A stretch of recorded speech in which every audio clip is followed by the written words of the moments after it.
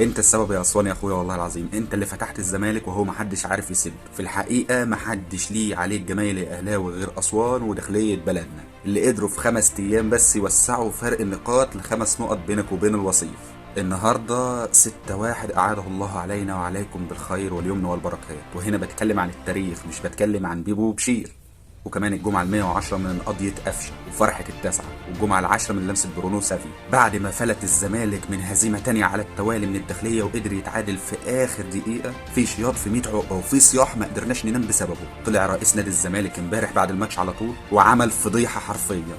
طلع قال ان احمد فتوح وعبد الله جمعه ما عندهمش كورونا زي ما طلعوا قالوا قبل المباراه، وانهم في الحقيقه اول ما عرفوا ان في تحليل منشطات هربوا لانهم كانوا محششين، انهم كمان بيجيبوا نسوان وحاجات من دي اللي بتمس السمعه والاعراض والعياذ بالله. في الحقيقه يا جدعان هي دي طوابع الزريبه، هي دي العيشه اللي هناك، وهو ده الاسلوب. كل حاجه بتبان على حقيقتها، عشان لما بنقول يا جدعان ان في فرق سنين ضوئيه محدش يشكك في كده.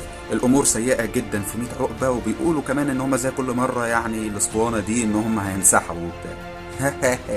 لو لسه يا حبايبي ده في افريقيا جايه وفي بلاوي زرقاء عليكم، لسه هنشوف الضحك على اصوله في اللي جاي.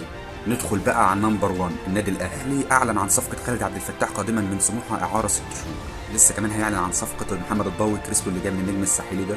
ومستنيين رد النادي البرتغالي في صفقه عزيزو يعقوبو اللي فيه مشاكل في الكشف الطبي بتاعه، والاهلي خايف يلبسه، عايزين يحولوه الاعاره ومستنيين رد الفريق البرتغالي.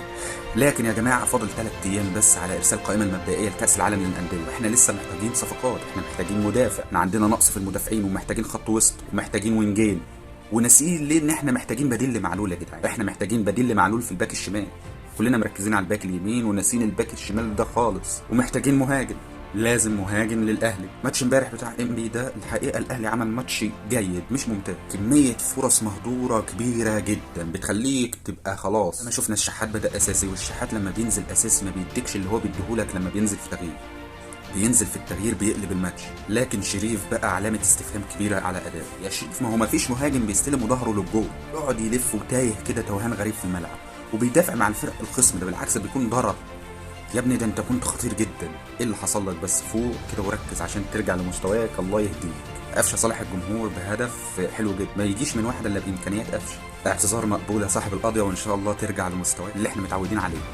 كولر بعد المباراه في المؤتمر الصحفي اتكلم في شويه حاجات يعني كويسين. المدرب ده ممتاز يا جدعان، حتى في تصريحاته عارف هو بيقول ايه، ما بيطلعش زي مدربين غيره يقول على ده ويقول على ده، ملوش، هو ليه فرقته والاداء بتاع فرقته، ما بيتكلمش على حاجه غير كده.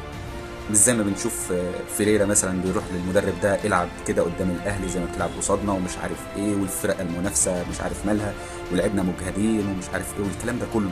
لا هو راجل مركز في فرقته وفي الاداء بتاع فرقته بس. قال ان هو احمد عبد القادر هو اللي بيتكلم معاه على ان هو يحاول يعدي 1-1 ويرقص، لانه لما بيعدي بيعمل خطوره.